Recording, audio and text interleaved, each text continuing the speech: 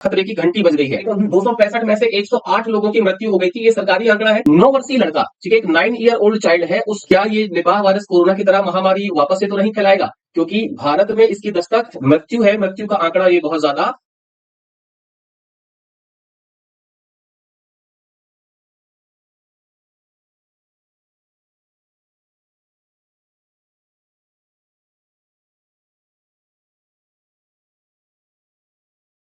Hello guys, नमस्कार, जय हिंद, स्वागत है आप सभी का ऋतुराज अवस्थी ऑफिशियल में। और आज हम एक बहुत ही महत्वपूर्ण टॉपिक डिस्कशन करने वाले हैं दोस्तों। आप सबने सुना होगा निपाह वायरस के बारे में। और क्या ये निपाह वायरस कोरोना की तरह महामारी वापस से तो नहीं फैलाएगा? क्योंकि भारत में इसकी दस्तक हो चुकी है। और भारत में इस पर्टिकुलर वायरस से जो सबसे ज्यादा प्रभावित राज्य है वो है केरल, है ना?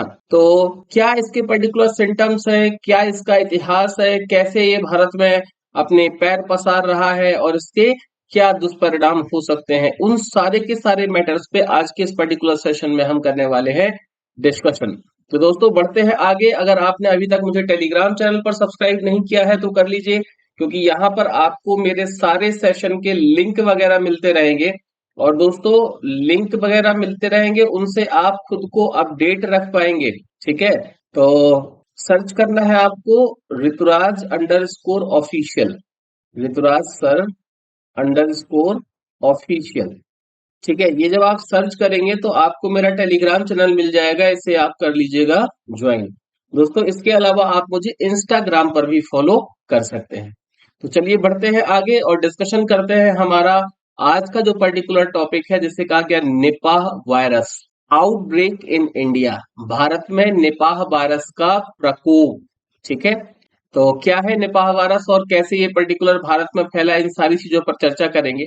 एक्चुअल में निपाह वायरस एक उभरता हुआ जूनोटिक वायरस है जो जानवरों से इंसानों को ट्रांसफर होता है। और संक्रमित लोगों में निपाह वायरस बहुत ही तेजी से, जो सांस होती है ना, सांस सांस लेने में जो है ना परेशानी होने लगती है।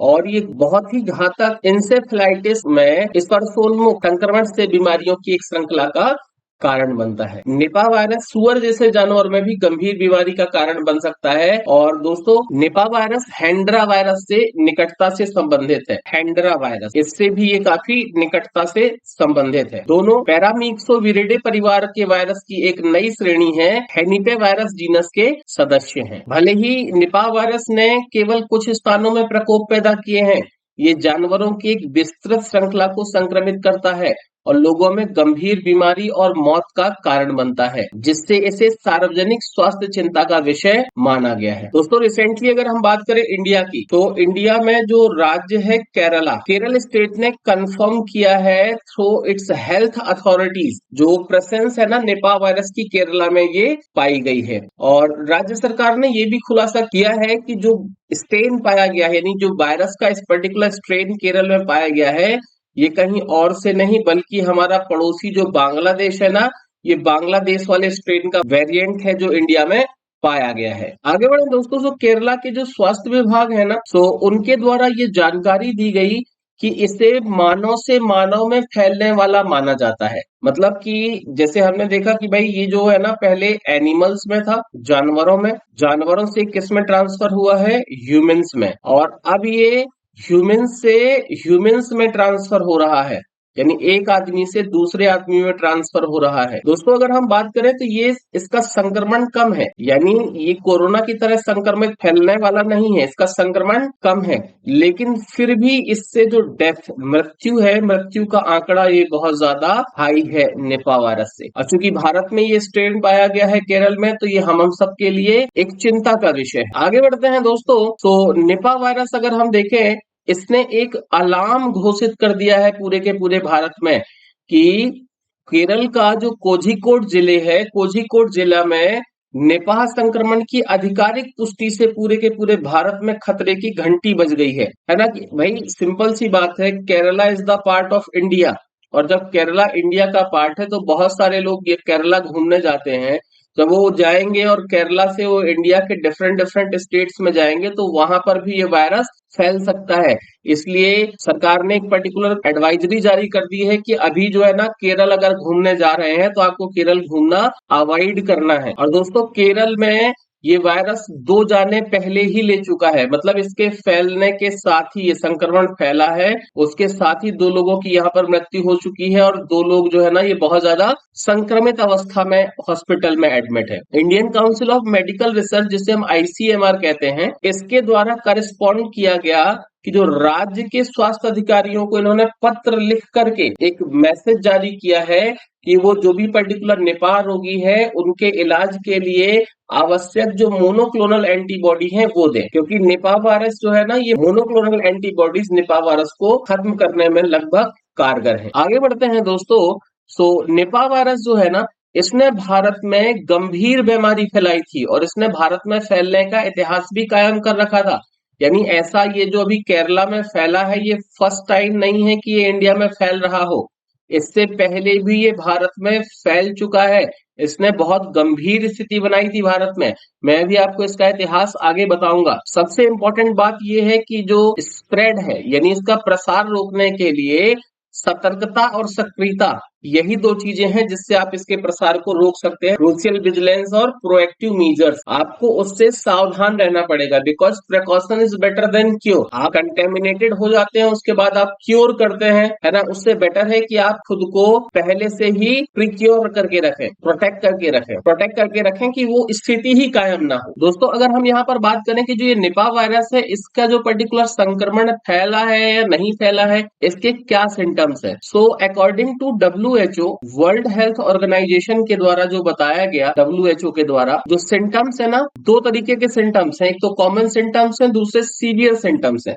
कॉमन सिम्टम्स में आपको फीवर आ सकता है ना, हेडेक हो सकता है, मसल पेन हो सकता है, वोमिटिंग हो सकता है, सोर थ्रोट हो सकता है, डिजीनेस हो सकता है, यानी चक्कर वगैरह आ सकते हैं, है ना। अच्छा, ये तो हो गए आपके जो जनरल लेवल, जो कॉमन कहला जाएंगे, है ना। लेकिन जब आप एडवांस या सीवियर की बात करें कि ये बहुत ज्यादा जो है ना खुद को स्प्रेड कर चुका है शरीर में, तो सबसे ज्यादा ब्रीदिंग डिफिकल्टी होने लग जाती, सांस लेने की समस्या सबसे पहले उत्पन्न होती है। फिर सीजर्स और इंसेफ्लाइटिस और डिसोरिएंटेशन, ये सारे के सारे जो सिम्टम्स है ना, ये सीवियर कैटेगरी में आ जाते हैं निपाह वायरस की। तो इससे बच के रहना, क्योंकि आउटब्रेक जो है ना, ये केरला में हो चुका है और अगर सावधानी नहीं रखी गई तो ये पूरे भारत में भी फैल सकता है। दोस्तों, वहीं अगर हम बात करें कि जो फर्स्ट केस है, राइट, पहला जो मामला है ये निपाह वायरस का जो इंडिया में आया, 9 वर्षीय लड़का, ठीक है, एक 9-year-old चाइल्ड है, उस पर ये कंटेमिनेशन देखे गए हैं, इसके सिम्टम्स पाए गए। और जब इस 9 वर्षीय बालक में ये सिम्टम्स पाए गए, ये कंफर्म हो गया कि निपाह वायरस है, तो उसके बाद और बहुत सारे लोग जो है ना, उनमें ये बात फैली और वायरस की मौजूदगी के बारे में चिंताएं बढ़ने लगी और अन्य मामले निकल करके आने लग गए। तो जो 9 वर्षीय बालक था, उसका जो पर्टिकुलर केस है केरल में, ये सबसे पहला केस था निपाह वायरस का। ऐसा माना जाता है कि जब हम सांस लेते हैं ना, तो सांस की जो बूंदें होती हैं, सांस की बूंदों के माध्यम से इसका ट्रांसमिशन होता है। जैसे सुअर हो गए, तो सुअरों से उनके गले या नाक से जो है ना, उसका एक ट्रांसमिशन होता है और ये एक बीमार जानवर के ऊतक के संपर्क से माना जाता है। बांग्लादेश और भारत में प्रकोप फलों या फलों के उत्पादों की जो खपत थे, संक्रमित फल थे, चमगादड़ हो गया, यूरिन हो गया, सलाइवा हो गया, इन सब से ये संक्रमण फैल सकता है। ये सबसे ज्यादा संभावित स्रोत है निपाह वायरस के फैलने के। तो दोस्तों, यहाँ पे आपको इससे से ज्यादा जो है ना सुरक्षा रखनी है, जितनी ज्यादा से ज्यादा हो सके। वहीं अगर हम बात करें तो केरल के जो हेल्थ मिनिस्टर हैं वीना जॉर्ज, इनके द्वारा एक इशू किया गया है, जो भी पर्टिकुलर की निपाह वायरस की रोकथाम के लिए उपाय जारी किए हैं। जैसे गहन निगरानी करना, अगर उस पर्टिकुलर व्यक्ति से संपर्क में कोई आया है तो उसका पता लगाना कि कौन कौन से व्यक्तियों के संपर्क में वो रहा है ना। उन व्यक्तियों को चाहे निम्न हो या उच्च हो, मतलब उनमें जो जोखिम है वो कम हो या ज्यादा, तो कम और ज्यादा वाले समूहों में उनको वर्गीकृत करना, है ना। उसके अलावा जो है ना आइसोलेशन की सुविधाओं की स्थापना करना, क्योंकि अगर किसी को फैल गया है और उसके कांटेक्ट में आने से और व्यक्तियों को फैल सकता है तो उन्हें आइसोलेट कर दिया जाएगा, जैसा कि कोविड के टाइम पे हुआ था। सो यहाँ पे आइसोलेशन फैसिलिटीज को डेवलप करने के भी इन्होंने निर्देश दिए हैं। और साथ ही साथ यहाँ पे अगर आप देखें तो जो भी क्षेत्र है जहां पर ये फैला है तो उनकी सीमांकन करना, है ना। और संक्रमित व्यक्तियों के लिए जो आईसीएमआर के द्वारा रिकमेंडेड दवाएं हैं उन दवाओं को लेना और उन्हें वो दवाएं देना, ये सारे के सारे जो पर्टिकुलर उपाय हैं ये स्वास्थ्य मंत्री जो केरला की हैं वीना जॉर्ज, इनके द्वारा इशू कर दिए गए हैं। दोस्तों अब अगर हम यहाँ पर बात करें कि जो ये निपा वायरस है ना, इसका इतिहास क्या है। ये दो पर्टिकुलर मेजर आउटब्रेक हुए हैं केरला में, राइट। सबसे पहली बार ये साल 2018 में फैला था, उसके बाद ये साल 2021 में फैला, और ये दो ही बार है जब केरल में निपा वायरस का स्प्रेडिंग का एक्सपीरियंस किया गया। साल 2018 की अगर हम बात करें दोस्तों, सो यहाँ पे ये सबसे ज्यादा जो फैला था ईस्ट एशिया, पर्टिकुलरली बांग्लादेश में जो है ना निपा वायरस एक तरीके से ब्लास्ट की तरह हुआ। मतलब इतने ज्यादा केसेस बांग्लादेश में निपा वायरस के फैले थे 2018 में कि बहुत सारे देश ने बांग्लादेश से आने वाली सारी फ्लाइट्स वगैरह सब कुछ बैन कर दिया। बांग्लादेश से ना तो कोई बाहर आ सकता था और ना ही कोई वहां पे अंदर जा सकता था। एक समय ऐसी सिचुएशन भी साल 2018 में आ गई थी। बांग्लादेश में जो निपा वायरस का संक्रमण है, इसके कारण सबसे ज्यादा जो डेथ हुई है वो बांग्लादेश में ही हुई है। निपा वायरस के कारण मृत्यु का आंकड़ा सबसे ज्यादा बांग्लादेश में ही है। इसके अलावा दोस्तों अगर हम बात करें, इसका जो प्रकोप है ना ये सबसे ज्यादा विंटर्स में होता है, राइट। आमतौर पर इसे सर्दियों में ही सबसे ज्यादा देखा जाता है कि सब सर्दियों में इसका जो विस्तार है निपा वायरस का सबसे ज्यादा होता है।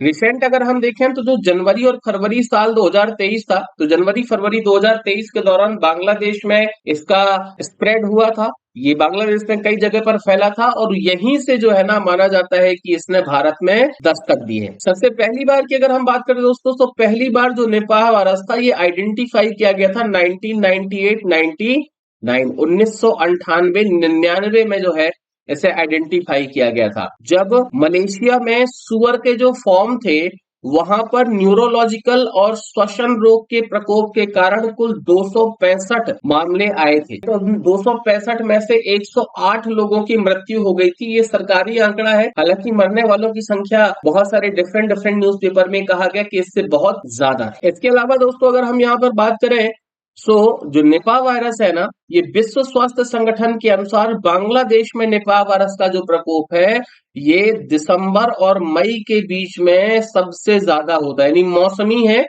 जो सीजनल बांग्लादेश में सबसे ज्यादा देखा गया है कि बांग्लादेश में ये सबसे ज्यादा आमतौर पर या तो दिसंबर में या तो मई में सबसे ज्यादा वायरस ये फैलता है। आगे बढ़े दोस्तों, तो यहाँ पे अगर हम बात करें तो जो निपा वायरस है ना, इसके लिए पुणे का जो नेशनल इंस्टीट्यूट ऑफ वायरोलॉजी है इसके द्वारा कोझिकोड में एक मोबाइल लेबोरेटरी स्टेबल करी गई है ताकि वो पर्टिकुलर सिचुएशन पर नजर बनाए रख सकें और जो वायरस है उसका एंटीडोट तैयार किया जा सके। ये क्वेश्चन एग्जाम में बन सकता है कि जो नेशनल इंस्टीट्यूट ऑफ वायरोलॉजी है कहाँ पर स्थित है, तो याद रखिएगा national institute of virology Pune में स्थित है। यहाँ तक कि चेन्नई के जो महामारी विशेषज्ञ है ना वो भी केरल विजिट कर सकते हैं इस सिचुएशन का आकलन करने के लिए। तो दोस्तों ये एक नया आउटब्रेक है जो भारत में फैल रहा है, इससे बच करके रहिए, सुरक्षा अपनी और अपने परिवार की रखिए, because precaution is better than cure. आगे इसकी स्थिति क्या होगी आने वाले समय में पता चलेगा।